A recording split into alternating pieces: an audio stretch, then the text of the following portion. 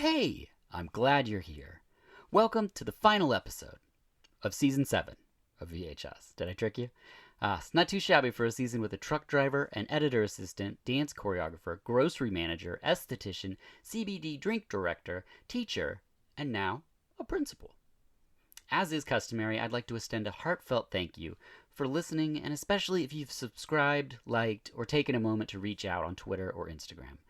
I've never done this before, but if you take the time to write, then I should take the time to read. So here are a few reviews. First up is from Imager, titled VH which, excellent title, thank you for that. Delightful podcast, intelligent guests, well produced. I agree, thank you, Jail. Dirk, the host, is entertaining and thoughtful, highly recommended. That's super kind, and I'm not so sure you're not my mom, so let's move on.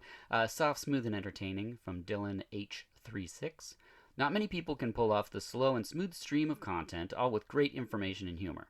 This show delivers and is great. Keep up the good work. That's really kind. Thank you very much. Then Jodis, this is titled A Must Listen. This podcast goes by so fast because it's so interesting of what they talk about. So, thank you. I think it goes by very fast as well. Then K. Roby T says, excellent.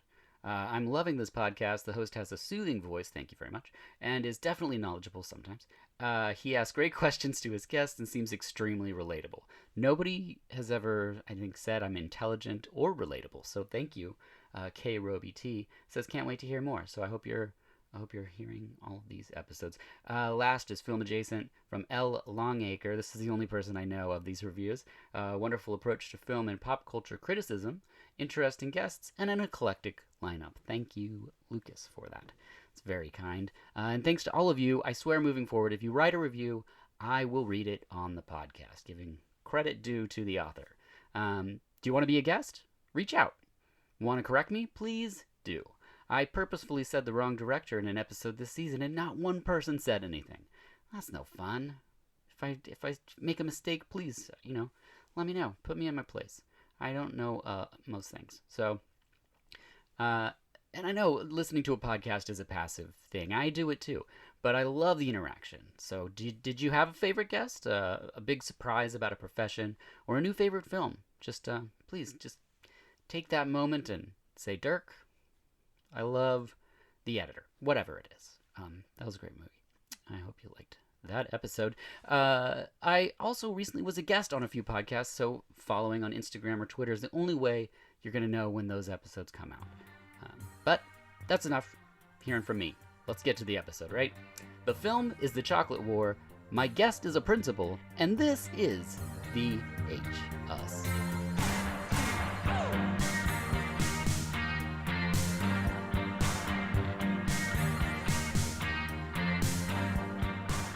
Hello and welcome to VHS, the podcast where each episode is about a film and the guest has the profession portrayed in the film. I'm your host, Dirk Marshall, and you can find us on Instagram and Twitter at VHUS_podcast, where we post original episodes, artwork, and more on our website, vh-us.com. Our guest today is Kaveh, who is a principal. Thank you for being here. Thanks for having me. Now, I didn't attempt your last name out of respect, but if you wouldn't mind... So it's Pakseresht, but I don't even ask my kids at school to try and say it either. Do they just call you like Mr. P? Mr. Kaveh. Mr. Kaveh. I love it. That's fantastic. Let's just start off with the obvious question. What is a principal? The way that I like to think of it is a principal is essentially the coordinator for a school, kind of making sure that everything runs and everybody has what they need to be successful. Okay, that makes sense. I made it all the way through school never knowing what a principal did. They seemed like the emperor or something of the school. And you only saw them usually if they were publicly speaking or you're in trouble. That was basically it. Yeah, I felt like my elementary school principal was just there to give high fives in the morning and then to check in with parents when they had concerns and deal with kids that weren't following directions. Right. Okay, that makes total sense. We're brought together by the film The Chocolate War from 1988. Was this a first-time watch for you? It was, yes. Okay, fantastic. The synopsis of the film is a surreal portrait of a Catholic private school and its hierarchy. A new student must submit to the bizarre rituals of his peers and expectations of the school administration by selling chocolates. I guess that pretty much covers it. It kind of almost doesn't make sense, but At the time of this recording, you could rent The Chocolate War at your local video store like Movie Madness here in Portland, Oregon, buy the DVD, or you can stream it. Our players involved, our director is Keith Gordon, who did The Chocolate War in 1988, Midnight Clear in 92, television, then Mother of Night in 96, Waking Dead in 2000, still going today. As an actor, most people can place Keith. He was Arnie in Christine. So if you've seen Christine, the guy with the car, that's him. And it's not often great directors are also great actors, but I think Keith Gordon's one of those rare unicorns. Our cinematographer is Tom Richmond, did Running Hot in 84, Hard Bodies, Hard Rock Zombies, which I haven't seen, but just based on the title. Standalone, Space Rage, Chopping Mall, Hard Bodies 2, I'm Gonna Get You, Sucka, Roadside Prophets, Killing Zoe, Love in a 45. I mean, quite a crazy career there. And then our editor, we got Jeff Wishengrad, did Sorority House Massacre, Chocolate War, Slappy and the Stinkers, and The Singing Detective. So those are great. Our stars, Alon Michael Smith, did Daniel, The Wildlife, Weird Science, Chocolate War, Identity Crisis, and then retired, but has been back to do a couple television shows lately. We got Wallace Langham, who did Weird Science, Soul Man, Invisible Kid, Chocolate War, tons of TV. Most people know him from 12 years of CSI. He's on all those shows now. And then just moving into the film, it's based on a book by Robert Cormier from 1974. The director got the book while shooting Jaws 2. I think he was about 17 years of age, and then made this film when he was 26. So 9 years later. It was made for about $700,000, and he actually wrote the Yaz and Peter Gabriel songs into the script, which usually isn't how films work. You have to pay to acquire songs later on, but he just went for it, and mostly people were cool with it. So let's press play on The Chocolate War. Our Father,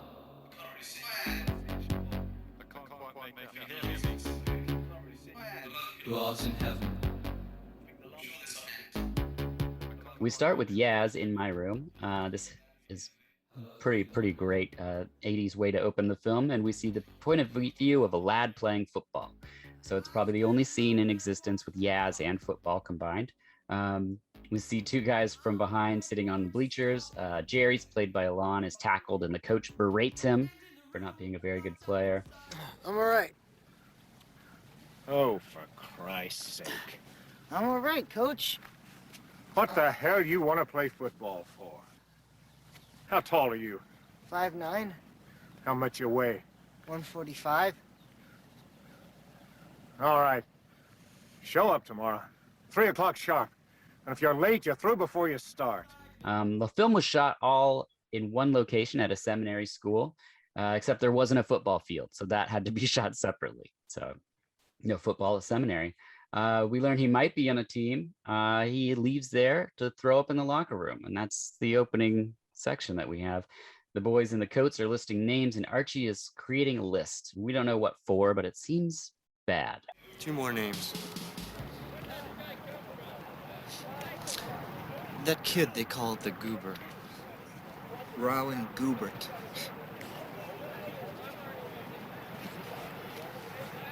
Brother Eugene's room. Archie says, put Jerry down for the chocolates. And Obi says, life is sad sometimes, which is a lovely little melancholy beginning to the film. Our next Yaz song, Only You, plays as a flashback of Jerry's mom playing catch with a little boy, and her casket is on the football field. The mom's played by casting director Elizabeth Yaffe, who didn't want to be in the film, but was talked into it by the director. He said, you'll be perfect, and you have 0 lines. So she agreed. I believe it's her only screen credit. Back in real time, we see Alon with his dad, who's passed out on the couch next to an enormous bottle of whiskey.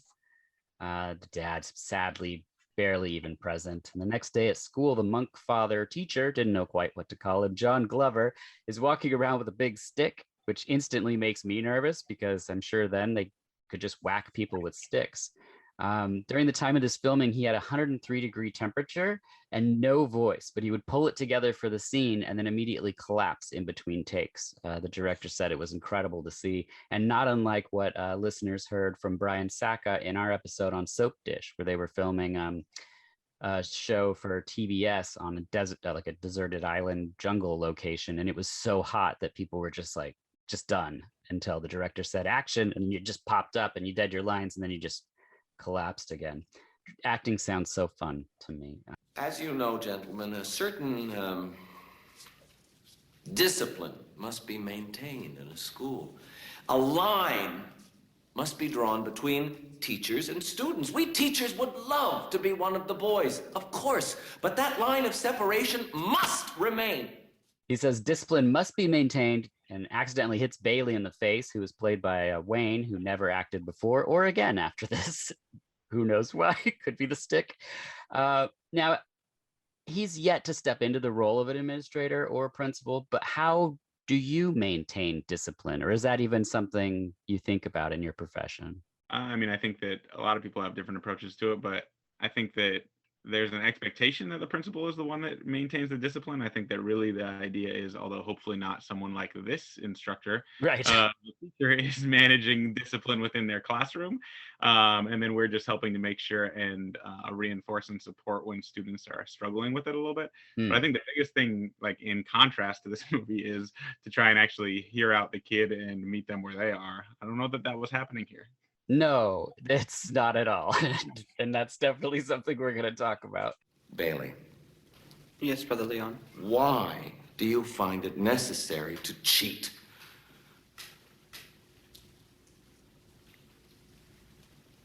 Is silence an admission of guilt, Bailey?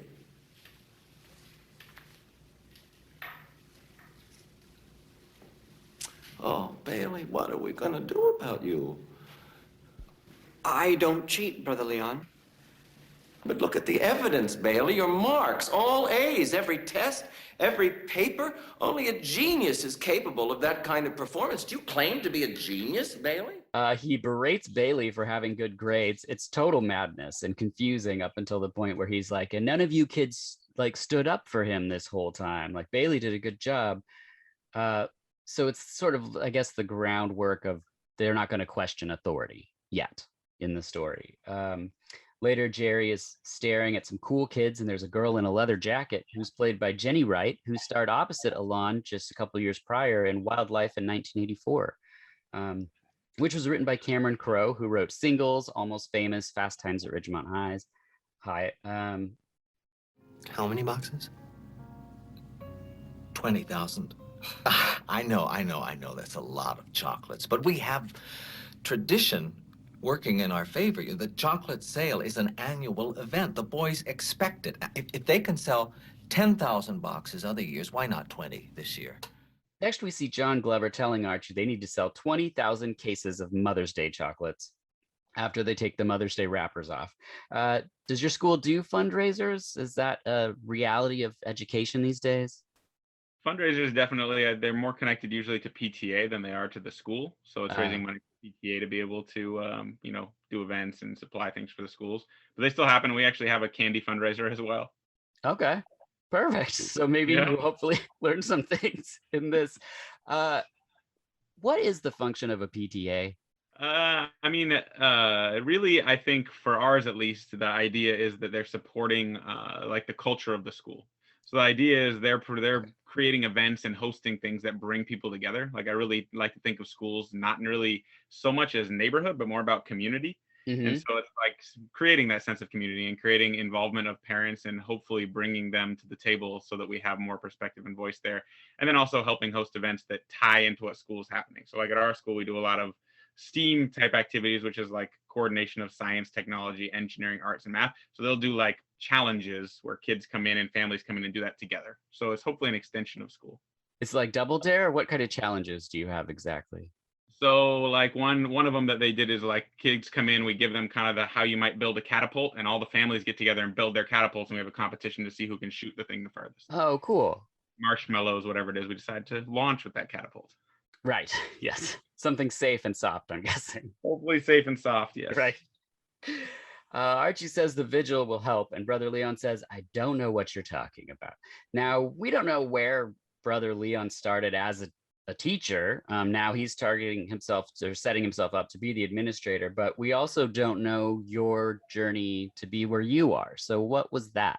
Yeah, I mean, I think over the course of my time in Portland Public Schools, I've been in almost every role. So I kind of started as what would be kind of like an assistant within a school, supporting students that might be struggling within classes and supporting teachers, and then moved into a teaching role within special education, supporting students that needed some additional behavioral support in addition to academics.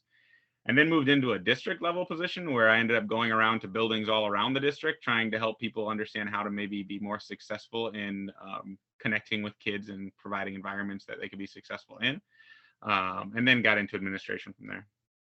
And what brought you to even that first, like, why did you just need a job, or did you just know that that's what you wanted to do? Because that's like when I think I met you, right? Yeah.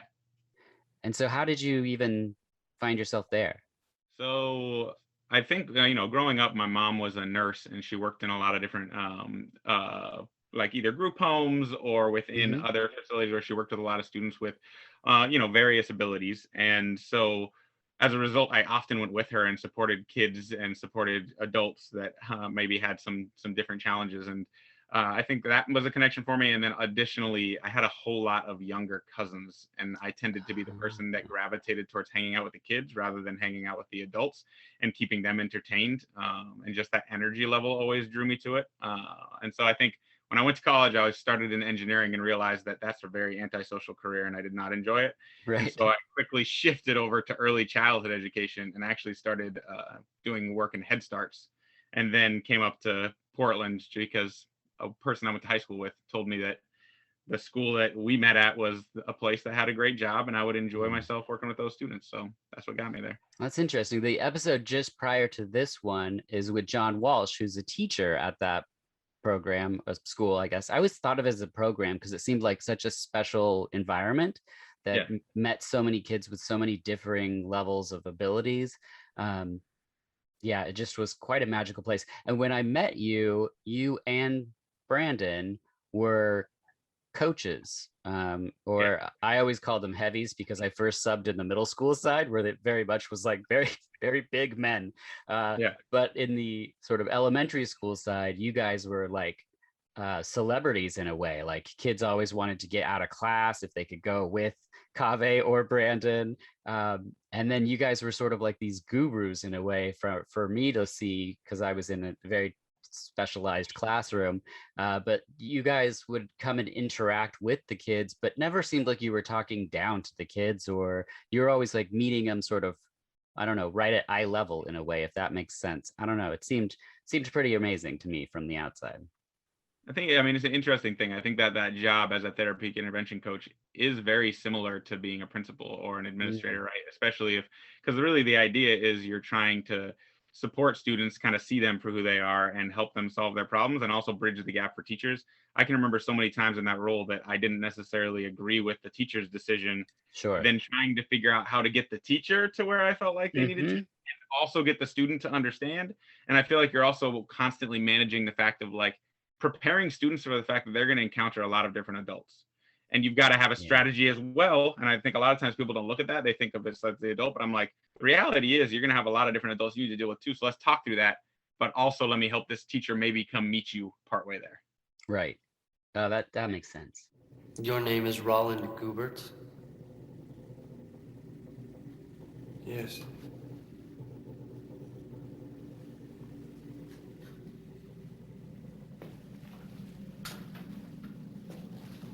They call you the Goober? Cut to a dark room and kids in suits like the Skulls, but it's the Vigil, and Goober is there getting an assignment. We're swapping point of view with the Goober and Archie, which happens a lot in the book.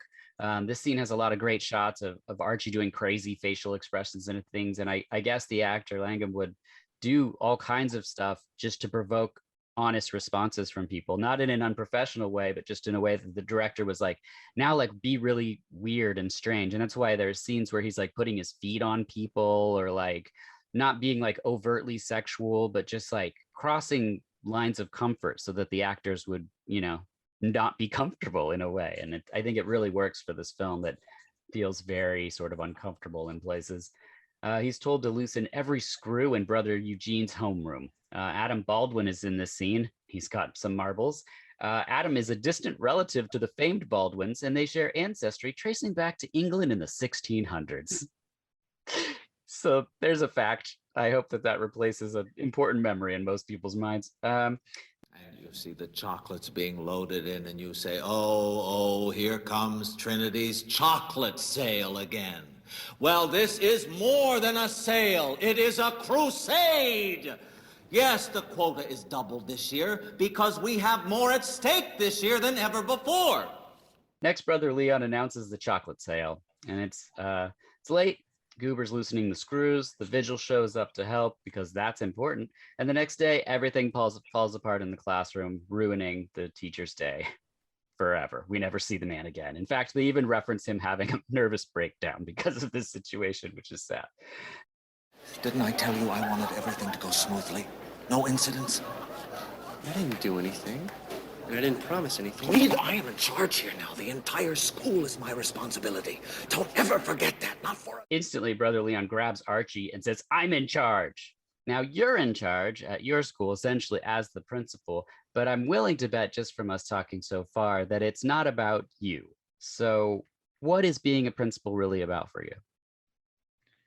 I mean, I think the biggest thing is really just putting the students at the center of it all, and really trying to think about how do we make them kind of realize their potential? How do we help them to set them up? I feel like every kid is so different.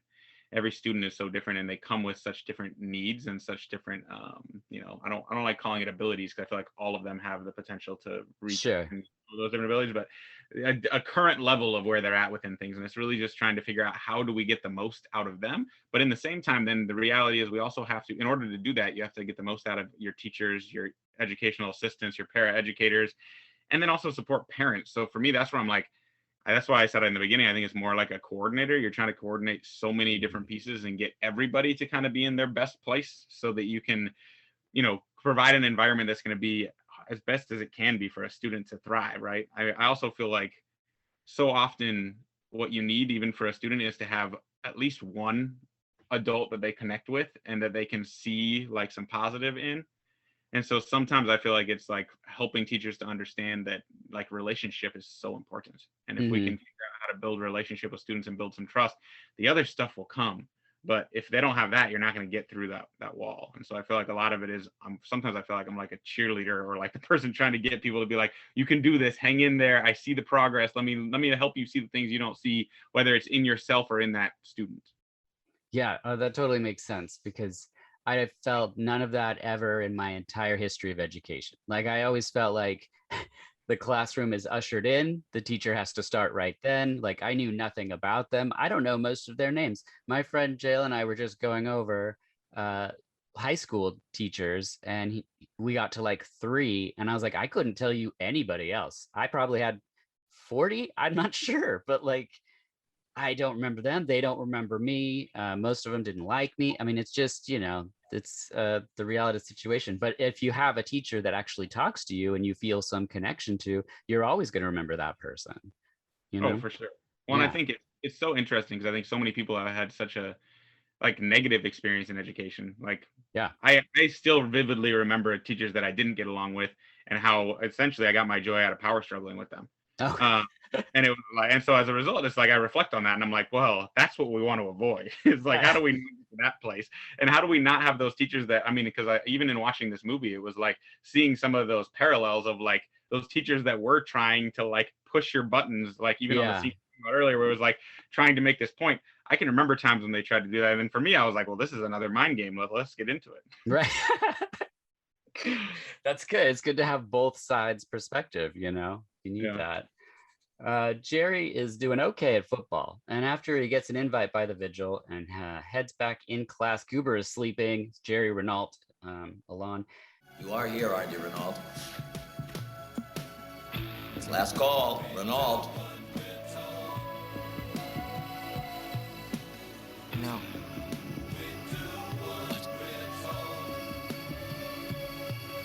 No. You did say no, Renault. Yes. Now, let me make this clear. Yes means that, like every other student in the school, you agree to sell 50 boxes of chocolates. No, and let me point out that Trinity forces no one to participate against his wishes. That is the great glory of Trinity. No means that you don't want to sell the chocolates. So now, what is your answer, yes or no? No. When asked if he's going to sell the chocolates, he says no. He's not going to sell $50 of chocolates. And this would have been 100% me in high school. I would have not been involved in anything like that. If they were like, raise money for school, I'd be like, I hate this place. Like, I was so miserable and just did not feel like I fit in anywhere. So no chocolates for anybody. We see Brother Leon moving into an administrator's office, and the treasurer says that they aren't making the sales. So Leon says, just lie to him, which is a great way to deal with children. Just don't be honest. I've known a few principals in my time, and maybe I'm wrong, but they are between the suits or higher ups and those in the trenches. Is that how that's pretty accurate to what we've covered so far? So you mean like middle management? Yeah. Yep. I mean, I would say, are you asking whether or not that role, a principal, is essentially middle management? Yeah. It pretty much is. I mean, I would say you're pretty much in a place where I would say the one nice thing about being a principal and difference from when I was like in a district level administrator position is that at least you can control the environment that you're in. But yes, you still have all these other people that are putting pressures and other things. But in a larger district, sometimes you can hide out and they'll not know that you're doing something that they might not agree with because you're justifying it on, we're trying to do what's best for kids. Gotcha. Okay. Yeah, because when we met, the program that we were at, I hated Monday meetings. Like with, I mean, I've already talked to you about this, and I just saw you. It just seemed so pointless, and it allowed some people to feel like they were heard and involved in these decisions that they clearly were not involved in. But for me, like I could have been washing urine or spit off of something. I could have been talking to the janitor about jet skis. He loved to talk about those jet skis. But I just I couldn't stand those. So do you have to have the Monday meetings? Do you have them? Do you use them to inspire things, or do you have to do I'm sure there's a principal code. I'm not allowed to ask you this, but Yeah, no, I mean, so you pretty much have to have the meetings, not even because of the fact that, I mean, part of it is the district pressure. Part of it is also like what's in a teacher contract. Like that's the other thing that you're balancing. Like, what are you supposed to do? What are you not supposed to do? At the same time, though, you have a lot of control over, most of the time, you have a lot of control over what those meetings look like and how they're run, and what topics you're covering and how you're engaging people. So I try and run a much different meeting because I know same meetings that you and I were in, I was often in the back, which was like that kitchen area, just like pacing around waiting for it to be over because I couldn't stand sitting and listening to the nonsense. Oh my gosh. I try to not have that, and I think of myself. And I also, as you know probably, I talk really fast, and I tend to just try and get to the point and move on. And so my teachers, it took them a minute to catch up to the pacing, but then now they're like, oh, great. And now they're like, I have to do other trainings at 1.5 speed just so that I can not feel bored. And I was like, okay. Right.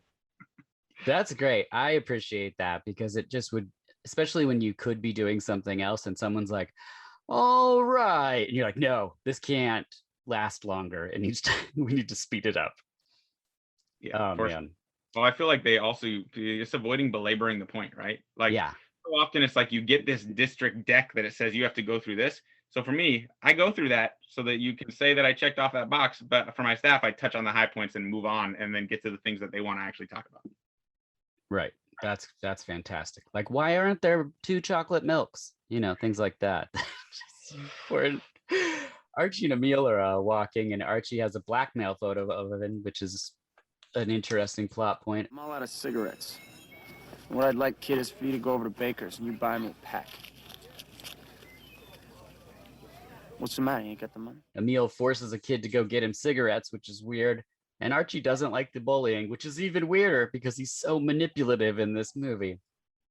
Brother Leon talks to David about a bad mark, Father Leon says that, he's been working hard. Maybe he made a mistake. And if David sells more chocolate, he can get that F changed to an A or something to that effect. David divulges that Jerry must turn down the chocolates for 10 days, as he agreed to with the vigil. And Brother Leon says, hey, the sale's over. We sell those chocolates at F. It's out of here. The next 10 days, are over, and Jerry says he's still not going to sell the chocolates. Oh no, these chocolates, what a war.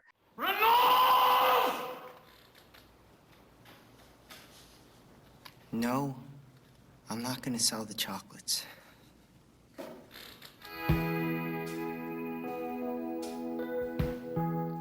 Cue a weird washed out dream version of his mom passing and a montage of school, and Jerry kisses the leather jacket girl, and he's also wearing a leather jacket, and this is all set to Joan Armatrading, who I don't know who that is. Are you a Joan head? Joan Armatrading head? I can't say I have any idea who that is. Okay. I only know from the commentary where he's like, this is Joan Armatrading, and I was like, this is a good note. I'm taking that down, and now I blew it. The next day on the bus, a kid tells Jerry that he has guts, and the other kid says, I've been going to Trinity for 3 years. I'm just tired of selling stuff, you know? If it isn't chocolates, it's Christmas cards. If it isn't Christmas cards, it's soap. But you know what? What? I never thought of just saying no. you know, as a kid, sometimes you think like, oh, I can't, I have no voice at all, no wiggle room. We've seen a lot of wiggle room in just the one program that we worked at together, where it's like, no, we actually can make this comfortable for everyone involved. You know, like I feel like when I went to school, they were like, you do it this way. And I was like, I don't think I could do that. And they're like, you need to be in that class over there. And I was like, oh man, like that's just how it went. Look, what's more important? Playing football, your grades, or a lousy chocolate sale? Just do me a favor. Take the chocolates today, all right? Goober confronts Jerry and he's like, why? Why are you not selling the chocolate? And the other kids think his rebellion is cool. Cue Scott Cassius Shepherd's song, which I also had to look up. I love films like this. I love like Loss of Innocence. I love the melancholy of youth. I went to a redneck run school when I was a kid, so I clearly did not fit in. And it was like an 80s movie. There was the Hicks, which were not me, and the Freaks, which is what they called me and my friends. And they would chew spit on us and throw apples at us. And their parents were the teachers, so it was super awesome. And the Hicks were allowed to carry knives, which was not cool, but they had them anyway. There was even a big showdown in the middle of the courtyard of the school where a fight didn't break out, but like it was totally insanity. I was like, I didn't understand how this works. And then all my friends dropped out by like my sophomore year, and so it was just me. And then just me existing was like the fuck you that drove people crazy. So then I just got involved in school. I volunteered in the office, so then I was in their classrooms delivering their notes and things, and just you know, I knew what I was doing. It was at this point in history that man first ventured from the caves and began to deal with an increasingly hostile environment. Next, we get Brother Jacques, played by Bud Cort from Harold and Maude, and he says environment, and all the kids jump up and dance around and sit back down. So he keeps saying it because he's been tipped off by Archie. I like Brother Jacques or Father Jacques, whatever we want to call him, because it seems like he's at least trying to be in the kids' sort of wheelhouse of things. Like he's playing a game with them. He knows that they're trying to pull one over on him, but he seems more in line to like what we were talking about earlier, where it's like you can't just talk facts down at the child and be like, okay, you got all those? Like I feel like he also pushed a little bit to where it's like in that scene I was like, he's getting them to think about how committed they really are to this nonsense. Right. And so it's like, that's what you want from teachers, right? Is like actually have them start questioning their own decisions too, in pushing them to do that like 100 times within his class. Yes. Yeah. Well, and he had to prep for it too, because he had to write environment up on the board that he knew that would be the big reveal. And then he even played it off like he didn't know what was happening by saying one word at a time until he got to it. It's very, very clever. Leon calls Archie and says sales aren't well. We learn Archie has learned that Leon bought the chocolate with money he shouldn't have spent, and he's now in trouble. Leon says the vigil has to force Jerry to sell chocolates, and Brother Leon's losing it, which seems like an apt time to discuss self-care. With a profession with so many moving parts, as we've discussed, and personalities to navigate, how do you take care of Kaveh? For me, a big piece is just separating, like turning off work when you're done with work. So like for me, it's when I get home at the end of my day, whatever time that is. Hopefully, I get home around 5:30 or so.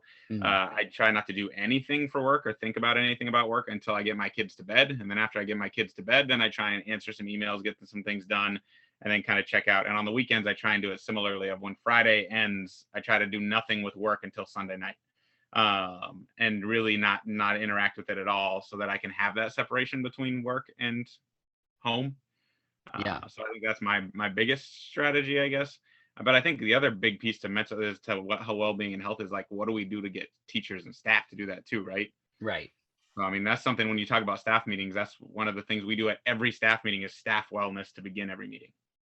Oh, that's great. Yeah, that's something that I was the worst at, because I took that job and those students so seriously, and because it was a nonverbal population, and so you're trying to reach, where they're at, what they're, you know, just everything about them. And sometimes when there's these missing pieces in education, you're like, how do we get that to click so that they, can progress themselves to whatever the next, level is for them. For me, it was mostly communication, but I would be thinking about them all the time. Like I would just be like, what's something, oh, this could help, it was just 120% all the time. My wife was the same way, where she was just open to the social work that she did constantly. And, it's maybe, I think when you're younger, you could do that, but that's also, I think, where burnout starts to come into play. And then once you get to like the futility of stuff, then it's just, you can't be functionable anymore, I don't think. But so I think starting those meetings off that way, that makes a lot of sense. Yeah, I mean, I think that the staff are noticing it too. I mean, they started a new thing where they do a survey every year of all the staff around the district, and one of the areas is staff wellness. And I think we were like 20% higher than the average in the district as far as staff feeling their own mental health and well-being is being cared for within their school. So I mean, I think it's working, and I think that staff are recognizing that it's a priority for themselves too. Yeah, I would say that just having a principal that talks 20% faster at meetings, just having just that piece for me, I'd be like, I feel great. In front of the vigil, Archie confronts Jerry with a box of chocolates. This is the scene I was mentioning earlier, where Archie's eating a chocolate in the scene. And my first thought was like, how many chocolates did he have to eat? Like, how many takes? I mean, he must have just been sick of this chocolate. But it's a great scene. It's really creepy. And after Jerry says hi to the girl again that he saw earlier, he says no to the chocolates again.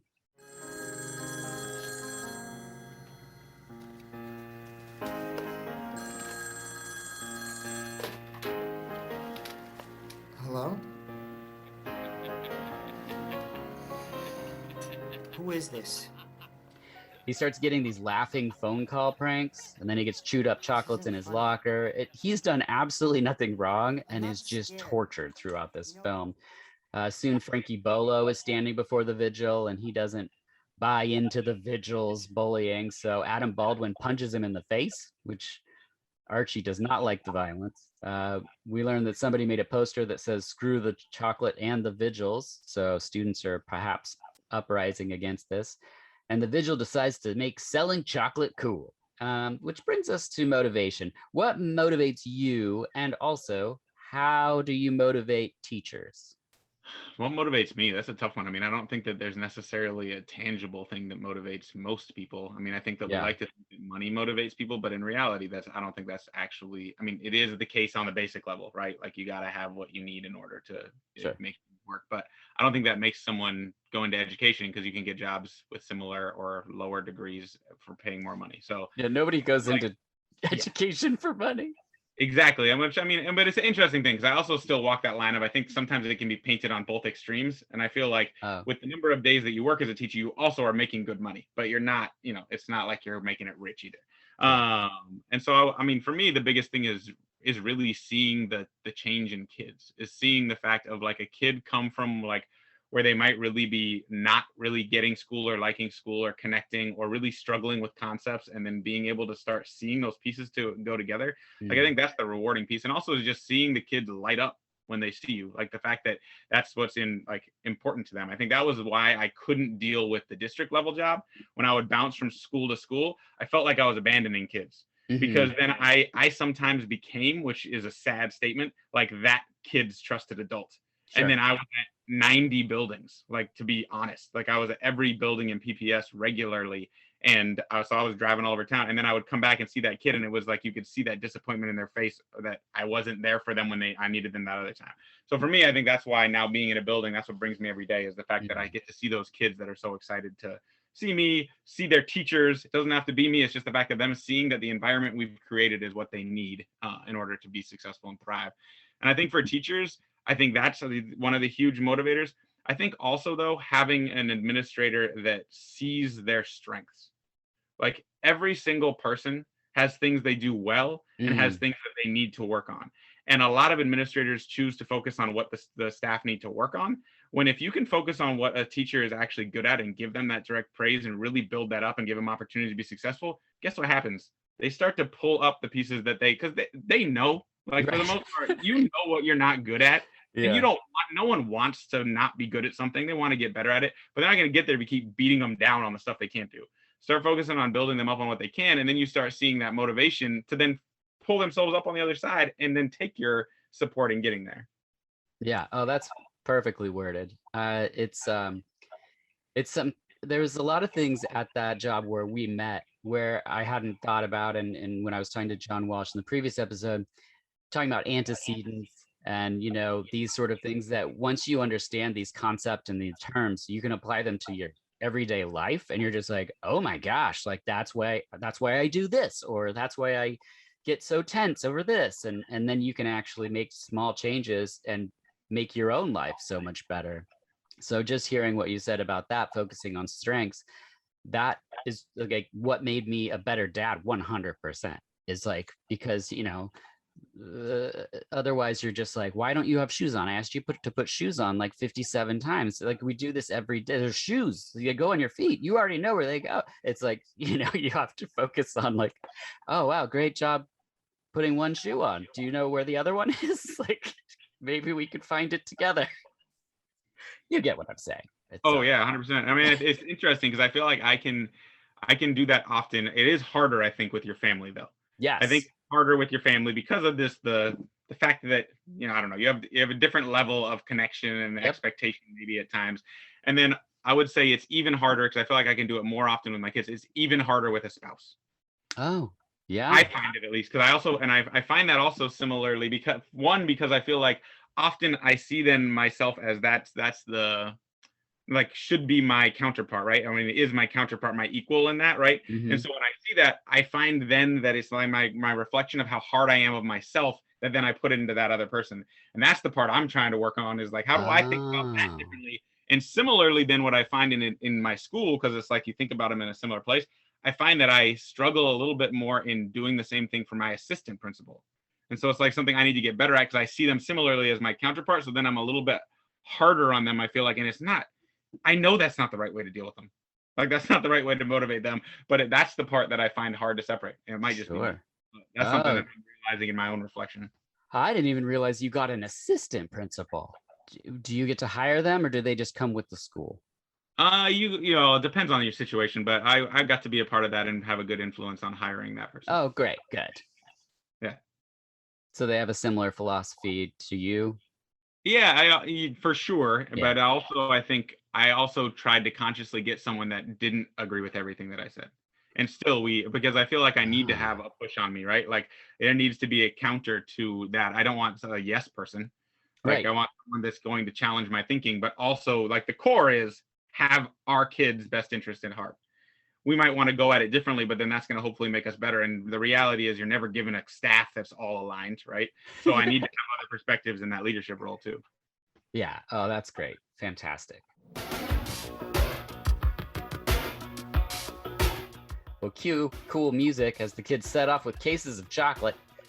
Kids making lists, selling money, leaving chocolates, forcing freshmen to sell chocolates, all set to Peter Gabriel's Out of Touch. Yeah, I looked that up too. Everyone is crunching the numbers, and Goober is credited with 50, but he only sold 20, so something's afoot. Jerry gets confronted on the street by a very homophobic bully named Emil, who then calls out a bunch of children to beat him up, which is very confusing, and then spits on him, which is also very gross. All set to Yaz in My Room, which is a weird song to set such a terrible sequence of events to. He's done nothing wrong. As I've said, he's just getting ruined throughout this film. Archie calls the bully and he's mad about children being involved in the fight. But Archie was behind it all. Next, we get Technicolor series of faces, but with each other's voices, and then an over the shoulder as Jerry floats down the hall to call his mother in a dream. It seems even in dreams, Jerry can't get a break, but we can, and we'll be right back after this.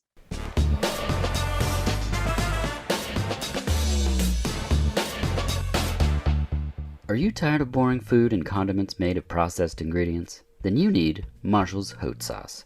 Each small batch is made by Sarah Marshall, who sources from local farmers.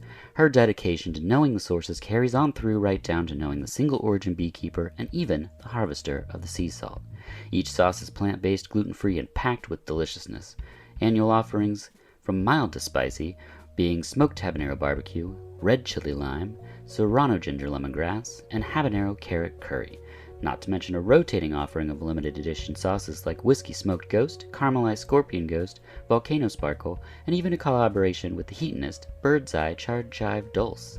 There's always something new and delicious. Just head on over to marshallshotsauce.com, that's Marshalls HAUTESAUCE.com. When checking out, enter VHUS in promo code for 20% off. That's VHUS at checkout for 20% off. And now, back to the show.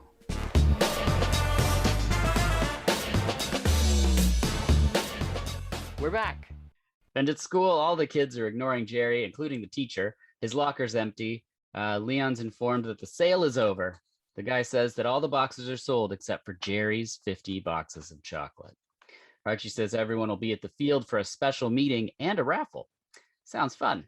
More Yaz owed to a boy, and so Archie sets up a fight, sells tickets to students.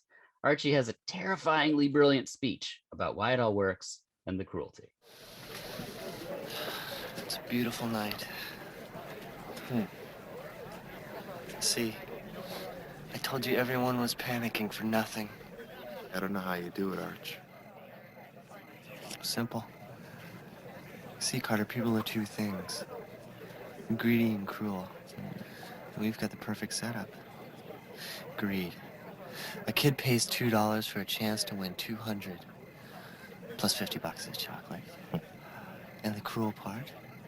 Watching two guys hitting each other in the ring, unable to defend themselves, under their commands while they're safe in the bleachers. That's why it works, Carter. Because we're all bastards. But then, there's a double cross. Carter brought his marbles, so Archie must choose. What the fuck are you talking about? Archie drops an F-bomb in the scene, which cost them their PG-13 rating. But I guess that was the goal from the director, to end up with an R. He draws 2 times. The second time he gets the black marble, so he must fight Jerry. This deviates from the book, in which Jerry actually just gets beaten up and loses, so life sucks and you die, is basically how the book goes. The director changed it, so in this sequence, you get a happy ending. Only the punches are being picked by other students, so it's just total carnage. We see Archie quickly stop enjoying it and the brutality, and then Archie knees him instead of punching him, so Archie just gets the teeth beat out of him. It's pretty violent. They cheer for him, and it's the first time in the whole film that we see Jerry smile. And then we see his friend and his mother crying in the stands. I should have just sold the chocolates. I played their game anyway. This part just like crushes me. The next day, Obi's calling the assignments, and a beat-up Archie is taking down the notes, bookending the film with these guys. Obi's assignments are super gross, like eat boogers and stuff. Assignment?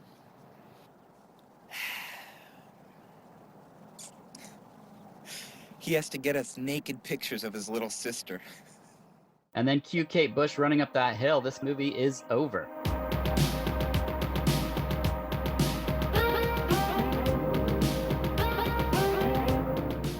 Originally, at the end of the film, it was going to be David Bowie's Heroes was the song that would play, but he wanted $100,000, which this movie was made for $700,000, so that's not exactly going to work.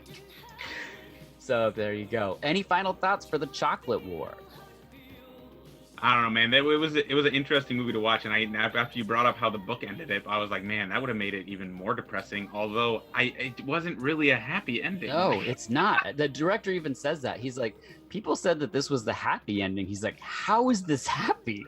Definitely was not a happy ending. But I would say that the piece that was like fascinating about this movie was just the psychological aspects of it. Mm-hmm. Like there was just so many psychological games going on, and then so many things that I stopped and thought like when the kids were all beating him up, I was like, is that kind of genius, or is that like really disturbing, or is that both? I was like, it's both. I think it's all of that. Yes, it is. It is all of that. I love your thoughts on the psychology of it all. I think that's fascinating because that's something. If I was working, okay, how do I say this? So when you were a therapeutic intervention coach, you are walking into situations where there's oftentimes people are escalated and they could be at a varying states of their own capacity, and you're walking that tightrope to figure out like where they're at in a situation, and then you're also decoding their language to kind of figure out what the antecedent is and what that person like really needs in that moment, and perhaps even more. It's a lot of pieces, when a lot of us are used to just like listening to someone say something and be like, okay, that's what they said, but really our words can mean a variety of different things, like here's an example. I'm in the bathroom. I would like some privacy. What my daughter would hear is keep shouting your story through the door of the bathroom the entirety of the time that I'm in the bathroom. We all hear different things that are said, but now I lost my question, but that's okay. Well, I mean, for me, when I thought about the psychological thing, and there's a couple of them, right? Like, so I was thinking too, and I'm clearly not going to name any names, but I was thinking to a teacher at our school that we worked at together, yeah, and how there were times when I had like after I first experienced that when a student returns to that classroom, essentially without the actual dunce cap on, students had to come in, sit in the corner, and then essentially beg to be let back in class. And I'm like, this is a kid already at the brink of melting down, and now you're asking me to convince them to come back to you in this power struggle that you want to win, and then sit there and raise their hand and not be called on for like 10 minutes, and then continue to be like, and wait until they start to do something like bump something and be like, I don't know why you're making so much noise back there. And I would be like, so I got to the point where I started prepping the kids for the mind game, right? So I was like, listen, you think you're really ready to go back because this is what's going to happen, and I'd like play it through so that they could lose their mind with me if they were going to, or they'd be like, no, I can do it. I'm like, all right, well, let's make a game of it. Let's see if we can beat them at their game. Let's get back to the seat. If you really want to get back at them, do exactly what I tell you, and then you'll make it back to your seat, and that will bother them more than anything else you can do. Oh, that's genius. And that same person was not named, but alluded to in the last episode, just to show that like everyone was aware of the situation. That's amazing. Which brings us to our final thoughts. These are just about you. What do you like about being a principal? For me, I think it's just the connecting pieces. So like being able to be the conduit between, parents, teachers, students, and really managing those relationships and helping people to feel strength within that. I mean, I had a teacher come up to me yesterday and be like, so Mr. Kaveh, who handles conflict between staff? What's our protocol? And I was like, I guess you bring him to me, or you let me know and I can go talk to him. We'll problem solve this. So then they told me what was happening and all this, and so I was like, all right. And then that teacher just came on their own to me and was essentially like, I'm gonna punch him out. And I was all right, well, let's talk it out a little bit. And then we like talked it out, and then I said, I want you to think on it. We're gonna come back tomorrow, and then I'll talk to the other person, and then maybe we can have this conversation. Came back in the morning, and they were able to solve the whole thing on their own and come back and be like, you know what, we don't need you. We got this handled. We're doing this thing. We're all good. We were heated, both trying to meet the needs, but in different ways. I said, I hear you.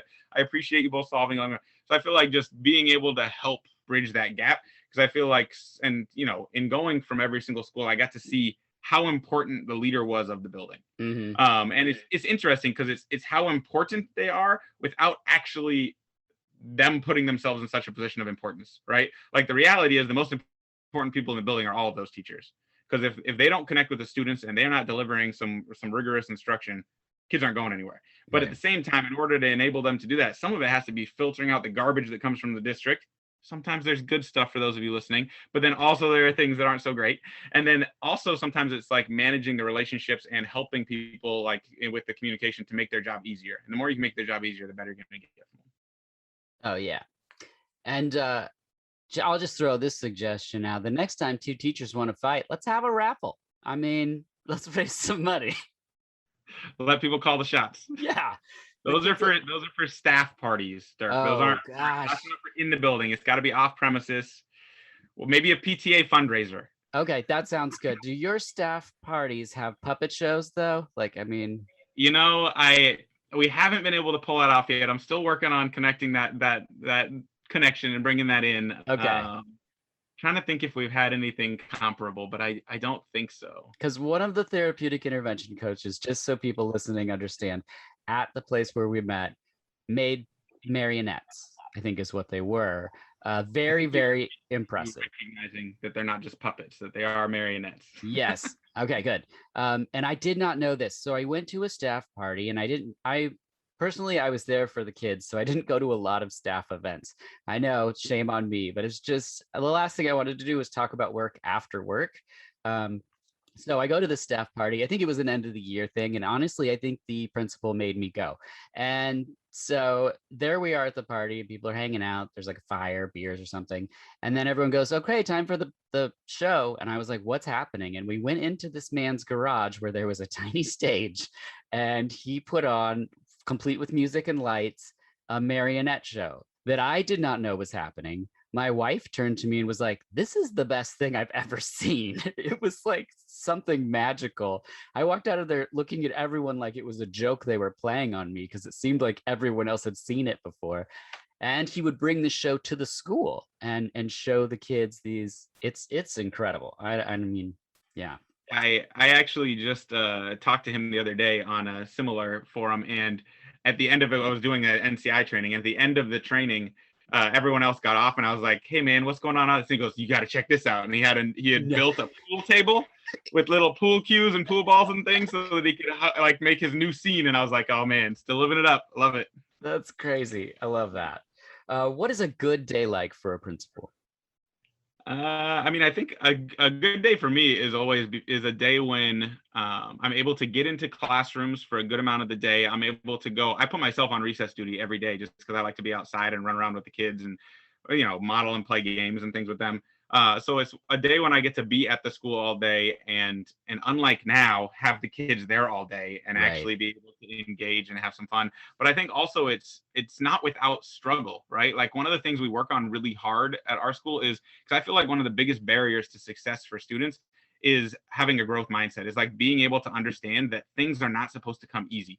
School is supposed to be a place where you struggle, and it's okay to struggle. And we need to celebrate the failures without, I don't really like to think of them as failures, but at the same time, like every mistake you make isn't really, it's an important thing to happen. And so I think even having those things, but having students realize that just keep trying to you know, help each other out and support each other. So I think a day when we still have those struggles, but we see kids persevering through that, and we just end up in a place where you really see that growth. Awesome. And what is a bad day like? You know, there's a lot of different things that can make a day difficult. I don't think there are very many bad days in an elementary school, at least if you are in a place where everyone is on the same page about serving kids. I think that there are hard days, and I think there are days when, you know, where there are times when I feel like I haven't stepped away from the special school that we worked at together, and I'm like, all right, well, I'm covered in spit. I've been kicked several times. This kid peed in a circle like a fire hydrant, and I got to figure out what to do about that. But at the same time, then at the end of the day, there are still successes and things to be seen. So I don't know that I would say there's ever a bad day, but I would say that there are days that are hard. And I think also, I guess I'll say the only time that I feel like it sometimes is a bad day is when it's filled with bureaucracy. bureaucracy, right? Mhm. When I'm stuck doing paperwork and things that I don't see the kids being at the center of. And it seems like I'm just having to jump. But at the same time, it's like if I can deal with that and shelter it from staff and other people, then hopefully the school didn't have a bad day. I might have had a bad day. Right. Yeah. I love that because one of the things I really miss about the environment was also the problem solving aspect of it with someone's safety at heart. You know, like I would light up at a call like this. Okay, he's showing up in a cab. He's out of his restraints. He's taken all of his clothes off. And by restraint, I mean it's a modified seatbelt. He's spread feces all around the inside of the cab, and he'll be here right when the buses show up, and he's completely naked. So, and I'm like, cool. And I'm sliding on my gloves. I'm getting a towel. I'm like, okay, follow me. Here's what we're going to do. We'll block the line of sight. We'll keep him safe. We'll keep him clean. We'll get him in the school. Like, you know, like in doing this in a way so that there's no more embarrassment to the person that's in an escalated state, and kids aren't, you know, being exposed to nudity. And, you know, it's a scenario that some people are just like, what is going on? But like, I loved it. I just loved the knowing that this person in this moment who isn't having the best of days, we're going to treat them with, you know, respect and, you know, keep them safe and get them to a place where they are once again, you know, calm, and, you know, we can hit reset on their day and we'll start from that point, you know? Yeah. I mean, it's taking that moment that could, in so many other instances, have gone so wrong. Yeah. And the fact that you were able to have that go in a way that actually improved the day from there, right? Rather than it just completely tanking and having other people. And I think a lot of times you're in that role then, right? Of like protecting how other people see that student. Yes, exactly. And, No, and totally. having that still be seen humanely versus what often happened. I mean, I think that was what I found a lot when I got put into situations back then too, was like, I would come in and be like, well, the reason why this kid is acting like this is because everyone is treating him like he's not a student. Yep. Like they're treating him like he's really not a person. Yeah. So why don't we try doing this a little differently? Even if you're like, and well, first, you shouldn't be afraid. But if you are afraid, you got to check that and figure out how to get over that, or you got to move on and be with somebody else, because that's not going to get us anywhere. Yeah, we definitely had people that were afraid, and we definitely lost the most teachers out of any classroom in the time that I was there. Oh, and there were so many people that would go on like leave and all these things over it too. And I was like, okay, like just pick another place to be. Like, yeah. Yeah, it's like, you know, you said where everyone has these peaks and you know, our own deficits. We all fit in an environment somewhere. You just got to find the place where you shine the best, you know? Yeah. Yep. And I think the great example of you being a principal is that because you've been in pretty much every position, like you can empathize probably better than anyone with what it's like to be that person who's a paraeducator, a teacher, or whatever, you know? I mean, that's a key piece, rather than someone being like, look, I know what it's like. And you're like, I don't think you do. Oh, back in the day when I was a therapy intervention coach, which is essentially a glorified paraeducator. Yes. My dream was like, I just want to have this job. I actually also want to drive the bus, because I would ride the bus with them every day. And I was like, this is not connecting. We're not figuring it out. I was like, I feel like if I could just go pick up the kids from their houses, drive them to school, then be with them all day, then drive them home, we could really complete the cycle. Yeah, I was just clowning on John because I said he rode the buses for the longest period of time, because once I realized I didn't have to ride the buses, I was like, no, it's like Chocolate War. I'm like, it's done. No, put someone else on there. And there's always a new para. So I would be like, yeah, put that person on there. And then he'd go ask them, and they'd have to say yes, because they don't have to, but you just feel obligated to when the administrator comes over to you. And then like, I don't know if I was not successful as a bus rider, or the kids just didn't listen to me at all because I was their height, but it was just, it was bad news. Oh, yeah, that was one of my favorite parts of the day, because there was nothing academic about it. And I got to focus on the social side. And often, like when you were talking about your scene with the kid coming off the cab and needing to really protect them, like I can remember so many times on that bus where there were things that I like. One kid I ended up having to actually myself restrain on the bus. He was a 5th grader, and he wet himself and me, and we were soaked in his own urine, but he was so embarrassed. And so for me to be able for that to happen, and then for me to be like, when other people were questioning, I was like, nope, that's nothing, don't worry. Like, nope, that actually we just spilled something, and trying to help him maintain that level of not being embarrassed in front of his peers. Yeah. I mean, those were the things where it was like you trauma bonded, but at the same time, it's like in the end, the kids saw that I wasn't trying to make him feel any worse or I was trying to make his day better. And I think that's what then made things you started to make those clicks. My staff currently knows, and they actually wrote it on something they sent me the other day, that if I ever become independently wealthy, which will never happen, but because I don't play the lottery and do that stuff, but they gave me some lottery tickets and they wrote on the outside, like, if you win big, I hope you get your dream job as a para. Because I was like, yeah, if I ever do that, I'm going to work bell to bell. Like, I just want to be able to be like, the bell rings and it's somebody else's problem, I'm out. I want to make a difference between the bells and not stress about all the other stuff outside. Yeah. That's great. That's what I loved about working so strongly on communication and less on academics, because I was K through third grade.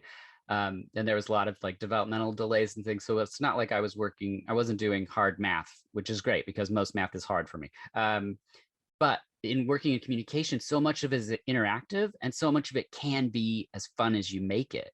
So, I mean, every day was just the greatest, and you're getting huge smiles from kids, in between, peaks and valleys, but like it really was such a just wonderful feeling. And a weird thing happened to me. We have a commercial kitchen in our home, and my wife was teaching canning classes, and a lady was taking them, and she mentioned what she did for a living. So my wife says, hold on a second. She called me in, and I said, oh, do you know this student? And she was like, yeah. And I was like, I have a picture from when I did my, goodbye or whatever at the program. And I showed her, and, it's now a long time since then. And she's like, oh my gosh, like he's 18 now. And I'm like, this is when he was 6. Like, it blows people's mind. And then I love to hear like how far a student had come, what just like, it's amazing to get to play these windows of time in someone's life. And then like later on, you're just like, oh my gosh, my kids that I worked with would be like 25 or something. It's crazy. Yeah, no, I've met some of my students when I was a teacher there that were in my 3rd through 5th grade classroom. And it was now probably like 4 or 5 years ago. And he was like, hey, I'm 21 now. And I was like, huh? Yeah. And he's like, made me feel so old. I was like, I don't think I'm that old yet, but I guess I'm old. Oh my gosh. Yeah, it was pretty amazing. Yeah. Do you have any advice for someone interested in being a principal? I mean, I think it's like really think it through. Yeah. So here, I guess my true advice is actually I'm tired of the principals that came into education with the plan of being a principal, and like are going through the motions to get there. So I think my hope is that you like really take the natural journey through education before you get yourself to a place of being a principal, because I think you really have to have a lot of understanding. And not to say that I have that all yet, but at the same time, and our principal at our school that we worked at together really was the one that pushed me out of the nest, or whatever you want to call it, because I was like, I could have stayed there and been comfortable. I'm a super loyal person. I actually was really uncomfortable leaving there. And I would have probably stayed there forever if somebody wasn't like, no, you need to go do this thing and you need to go take this step. And so I think for me, it's make sure that you've gained some experience and some perspective within education and within various demographics and student populations, and really understand what you're getting yourself into. And then also, being a principal in one school is not the same as being a principal in another school. So I think also really think about what population you feel most successful with and most connected with, and find your way towards that group. Don't just take a job to take a job, because a principal is not a job. Like you gotta be fully engulfed in it. Oh, that's great. Which brings us to the last question, and it's my favorite question. Kaveh, what are your dreams like? What are my dreams like? Like at night? Yeah.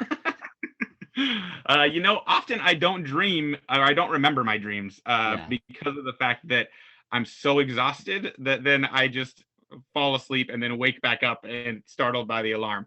I would say, if we wanted to really get into it, a dream that I always had recurring as a child and a teenager, and I always want to revisit that dream, is this like dream of like where I could actually like fly, but it wasn't quite by like flapping wings. It was like this thing where I could like kind of take off, and I would wake up, and then I could always get back into that dream to where I could like fly over. And I was like, man, this dream is, and it was like a recurring one I had for a long time. I haven't had it in a while, and I always think like, oh, am I ever going to be rested enough that I could get back into that dream? That would be awesome. Yeah. Flying Kaveh.